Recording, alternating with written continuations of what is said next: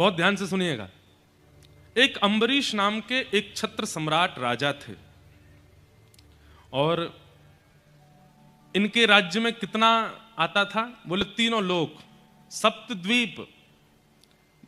पृथ्वी पर 7 द्वीप हैं, जिसमें से एक द्वीप पे हम लोग रहते हैं, जिसको जम्बू द्वीप कहते हैं। ऐसे 7 द्वीपों के राजा, रसातल के राजा, पृथ्वी के राजा, भूमंडल के राजा, तीनों लोकों के राजा थे। कौन? अम्बरीश। इनके दरबार में केवल मानवों की भीड़ नहीं होती थी, रसातल के गणों की भीड़ भी होती थी, देवताओं की भीड़ भी होती थी, सबका समाधान करते थे ये। ऐसे अम्बरीश राजा। लेकिन इनकी भक्ति पर ठाकुर जी बिक गए। कैसी भक्ति? जीवन में भक्ति ऐसी आई कि अम्बरीश महाराज अपने ठाकुर जी के छोटे से छोटे और बड़े से बड़े सारे काम स्वयं करते थे, कोई और सेवक नहीं था। व्यक्ति जब बड़ा बन जाता है तो 10 काम करने वाले 20 लोग होते हैं। भोजन बनाने वाले 2 लोग, सफाई करने वाले 5 लोग, गाड़ी चलाने वाले 4 लोग, कपड़े प्रेस करने वाले 3 लोग। बड़े बन जाते हैं तो फिर लोग भी बहुत हैं।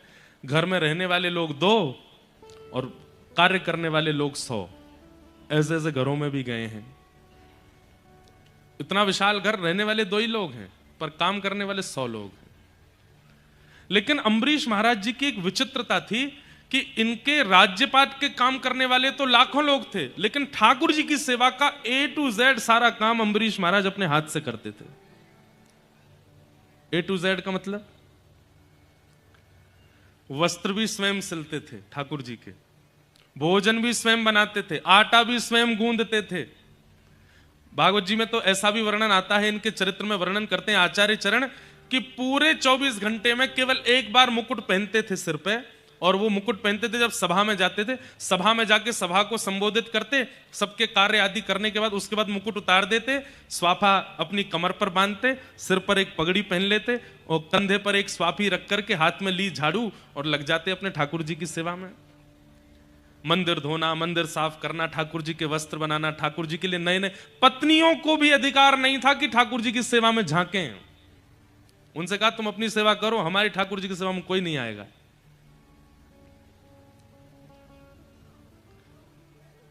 सारी क्रिया अपने आप करते थे ठाकुर जी की।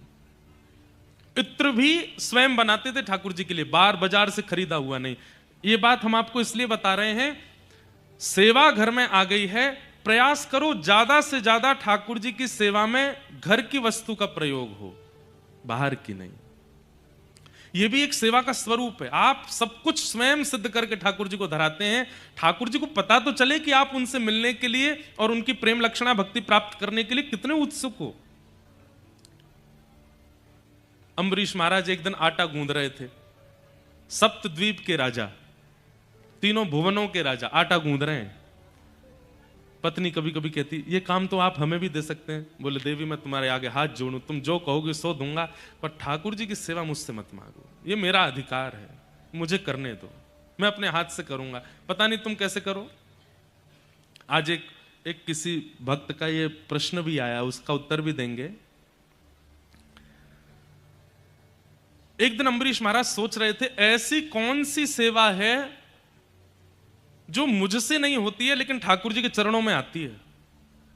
तब विचार करने लगे, मंदिर मैं साफ करता हूं, वस्त्र मैं बनाता हूं, इत्र मैं लगाता हूं, चंदन मैं घिसता हूं, यहां तक कि ये तक सोच लीजिए कि जो ठाकुर जी की भोग में पदार्थ आते हैं उनकी खेती भी स्वयं करने जाते हैं।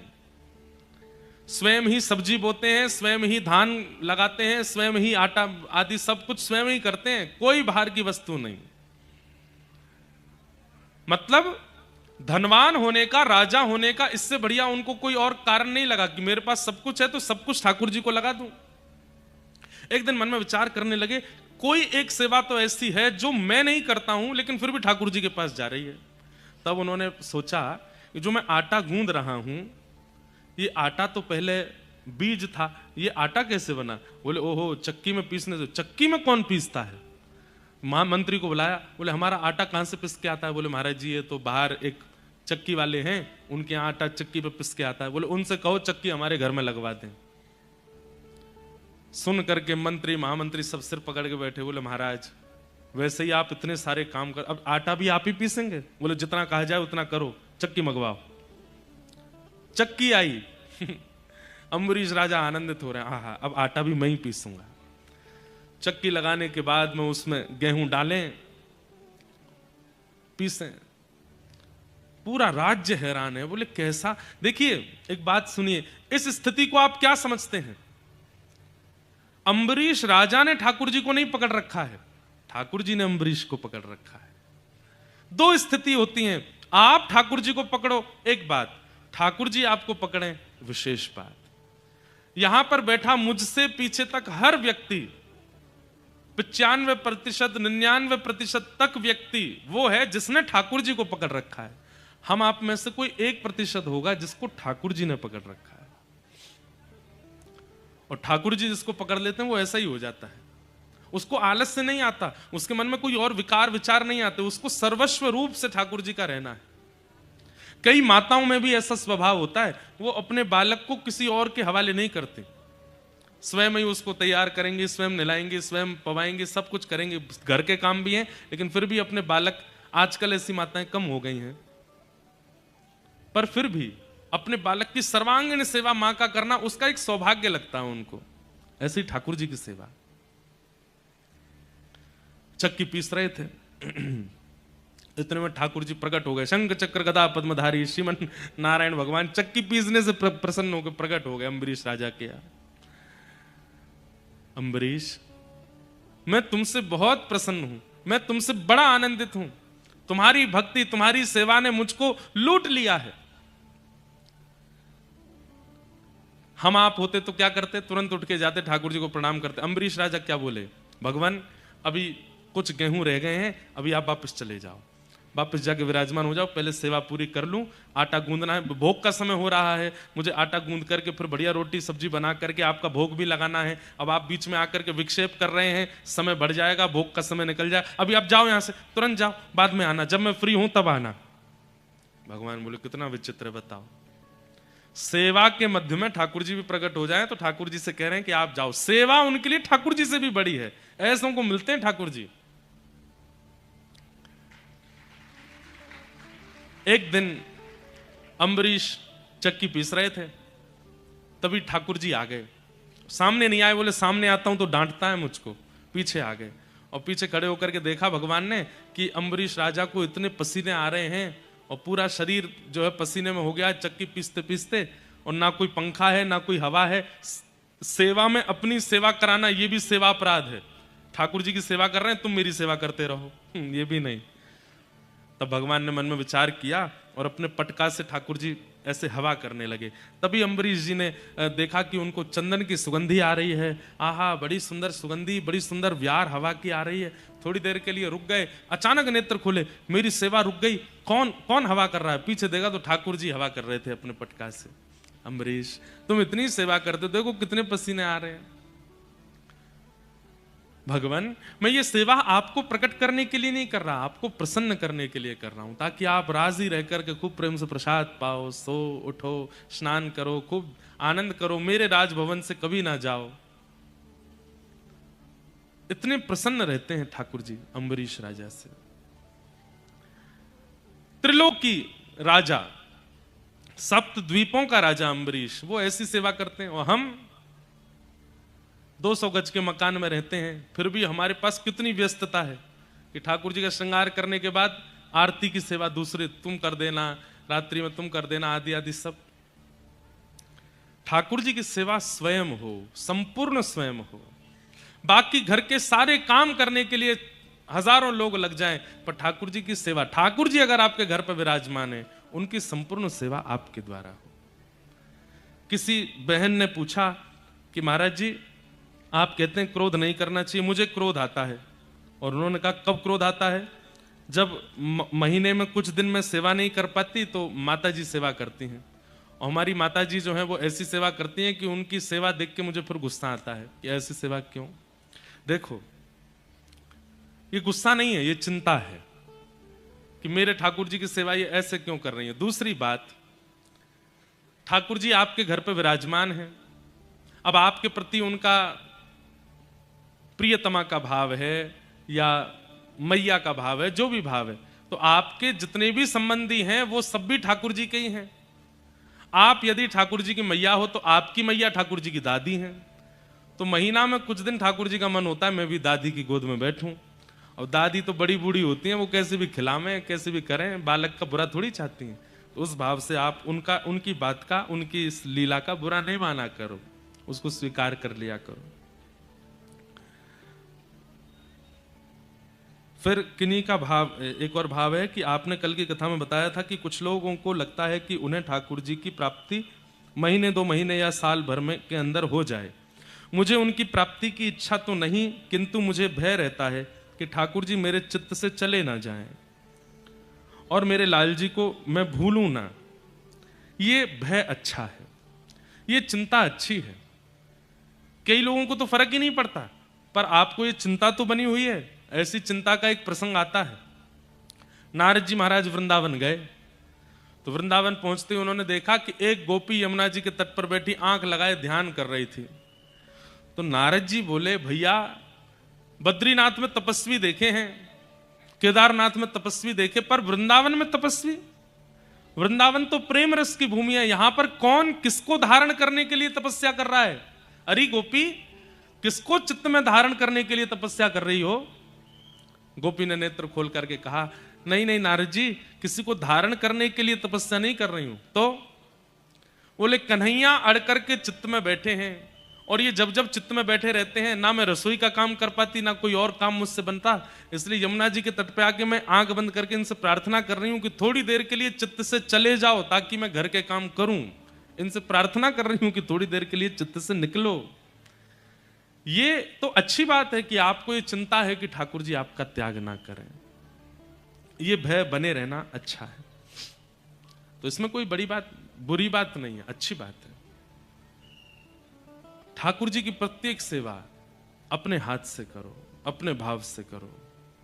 बहुत प्रिय होनी चाहिए भक्त को, जैसी अम्बरीश राजा को है। तो आज निर्गुण बनिए ताकि ठाकुर जी आपके जीवन में प्रकट हों। बोलो वृंदावन बिहारी लाल की।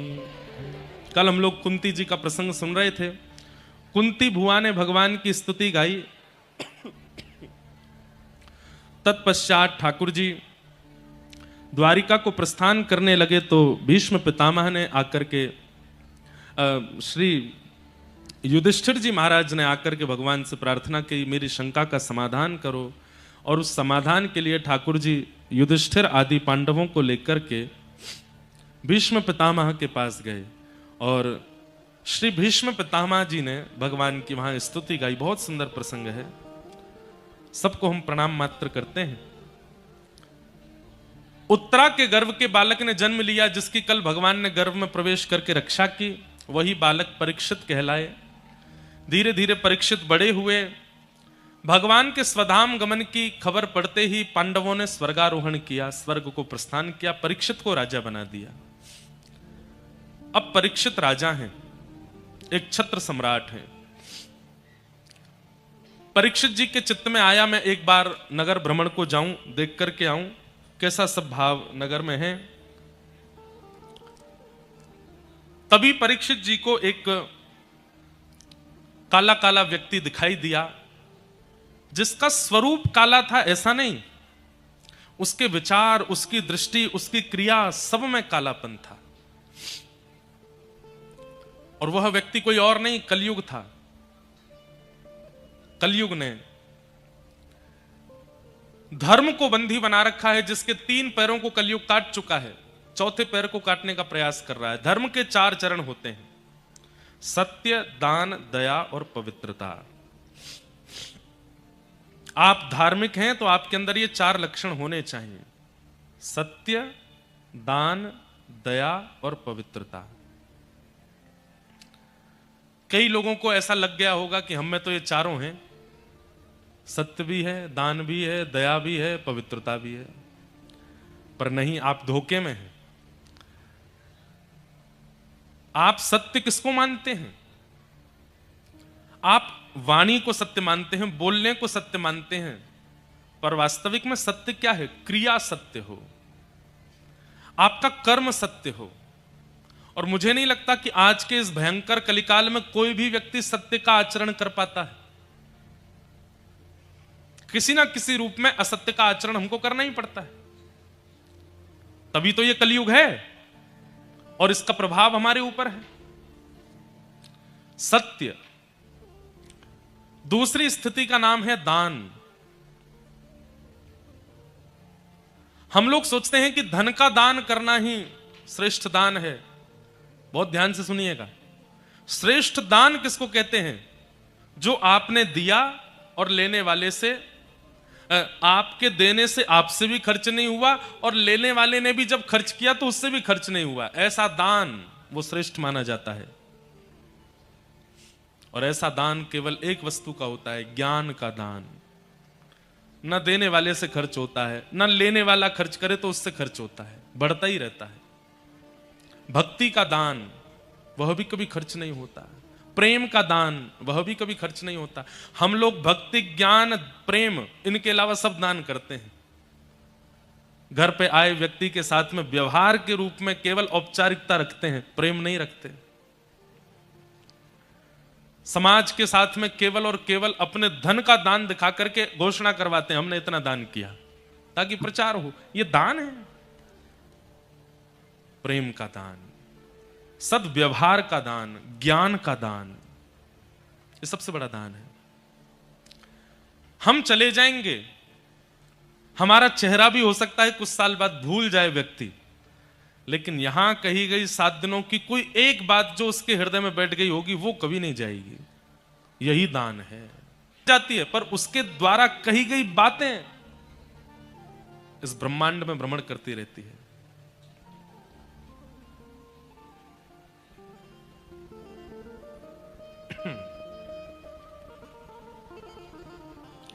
श्री लखन पटेल जी, मध्य प्रदेश शासन के मंत्री जी पधारे हैं, आपका स्वागत। श्री चंद्रशेखर शुक्ला जी भी पधारे हैं, आपका भी बहुत बहुत अभिनंदन, स्वागत। क्या बता रहे थे हम? कहां थे बताओ? हाँ, हम चले जाएंगे, पर हमारे द्वारा कही गई बातें वो इस ब्रह्मांड में ही घूमती रहती हैं। और वही दान सर्वश्रेष्ठ है जो व्यक्ति के अंत काल तक उसके चित्त को याद रहे। कई बार लोग बोलते हैं ना, एक बहुत अच्छी बात किसी ने कही थी, मुझे उन व्यक्ति का नाम याद नहीं, पर उन्होंने ऐसा कहा था। बातें, विचार, कल भी हमारी शैलेंद्र जी से आज ही बात हो रही थी कि व्यक्ति को महान उसके विचार बनाते हैं। उसकी क्रियाएं भूल जाएंगे लोग, उसने कितना बनवाया, क्या करवाया, क्या नहीं किया, भूल जाते हैं लोग। वो कितना सुंदर दिखता था, कैसे कपड़े पहनता था, कौन सी गाड़ी में चलता था, पत्नी कैसी थी, बच्चे कैसे थे, भूल जाएंगे लोग। लेकिन उसके विचार, जब भी कभी वो समाज में गया या सभा में गया तो विचार कैसे प्रकट करता था, उस विचार को नहीं भूल पाएंगे लोग। व्यक्ति को विशेष उसके विचार बनाते हैं। इसलिए विचारों के ऊपर काम कीजिए। अपनी ज्यादा तन की सुंदरता, मुख की सुंदरता, ये तो एक दिन जर्जर होना ही है।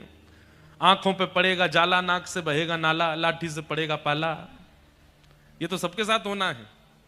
चाहे कितनी भी जिम चले जाओ, चाहे कितने भी डाइट कर लो, कितना भी जो है सदा हुआ भोजन कर लो, बुढ़ापा नहीं आएगा? आएगा। एक दिन तो कुरूप होगे, एक दिन तो 32 छींक आती 32 निकलेंगी बाहर। घर के छोटे छोटे बच्चे ढूंढते रहेंगे, दादी देखो आपके दांत वहां पड़े थे, पहन लो इनको। ये तो होना ही है सबके साथ। हम लोग किस पर ध्यान दे रहे हैं? और विशेष रूप से युवा, मेरी ध्यान से बात सुनो। आपके अंदर ऊर्जा है, आपके अंदर इस समय इतनी ताकत है कि आप जो चाहें वैसा निर्माण अपना कर सकते हैं।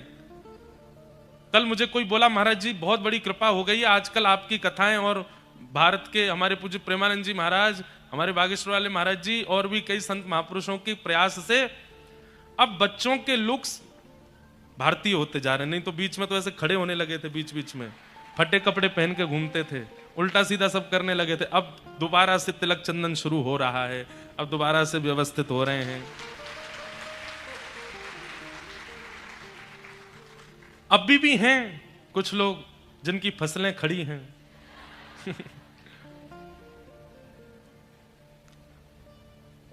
आपका स्वरूप भी कई बार आपके विचारों का परिचय देता है कि आपके विचार कैसे।